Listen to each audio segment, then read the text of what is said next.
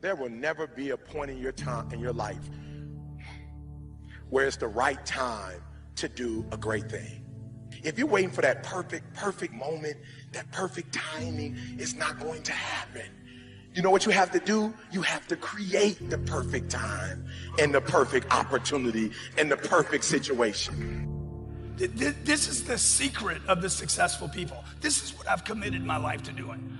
I told my mom when I was 16 years old, one day I'm gonna be successful. One day I'm gonna be successful, and one day I'm gonna help a lot of people. So that a lot of people become comfortable. They stop growing, they stop wanting anything, they become satisfied. People getting ready to go to jobs that they don't like, jobs that are making them sick. You see, when you're not pursuing your goal, you are literally committing spiritual suicide. I think a man should have absolutely no interest in whether he's actually happy or not. If I wake up and I'm unhappy, I will do the exact same things as if I am happy. I will go to the gym the same. I will work the same. How I feel has no impact on how I live my life. I don't think happiness as an index is a healthy view for a man to have on life success. If you're waking up and going, oh, am I happy, am I not? You're looking at life wrong. I think as a man, if you put happiness if you move it down the scale, right, and you start looking at, am I successful? Am I competent? You know, am I achieving things? Am I respected? If you start to look at these indicators of your life, you're going to end up being happier without actually analyzing if you're happy or not.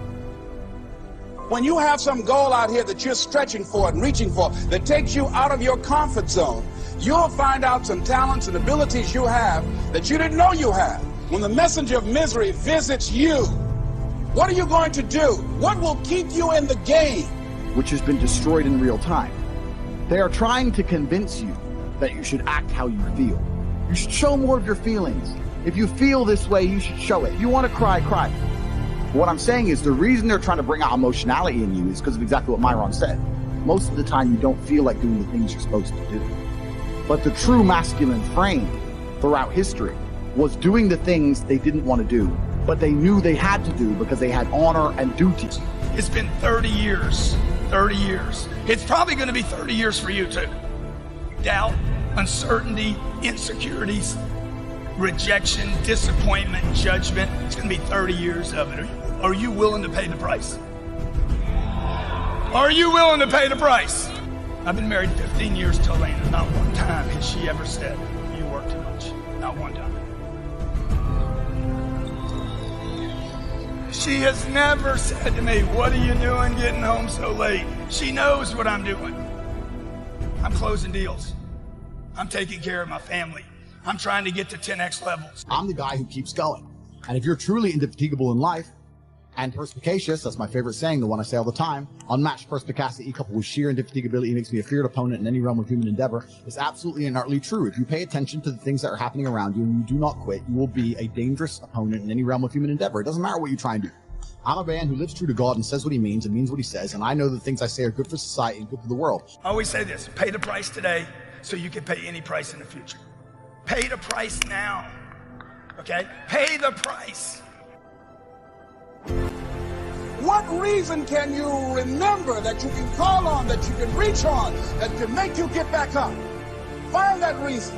If you're not where you are, if you're not where you want to be, if you don't have what you want to have, if you're not where you think you should be at this particular place, it has nothing to do with the system, but it has everything to do with the fact that you're not making the sacrifice.